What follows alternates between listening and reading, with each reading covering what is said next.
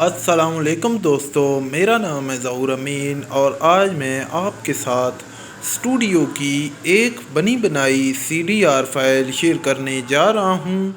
जिसमें मुकम्मल की डिज़ाइन की हुई CDR फाइल कोरल ड्रा 9 की फ़ाइल आपको मिलेगी। ये फ़ाइल कोरल ड्रा 2019 में डिज़ाइन की गई है, लेकिन आपकी सहूलत के लिए इस फ़ाइल को कोरल ड्रा 9 में कन्वर्ट कर दिया गया है,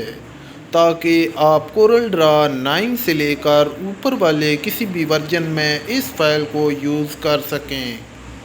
मज़ीद अच्छी CDR फाइल हासिल करने के लिए इस चैनल को सब्सक्राइब करें और साथ दी गई घंटी के बटन को लाजमी दबा दें, ताकि हमारी आने वाली नई वीडियो की नोटिफिकेशन आपको मिल सके।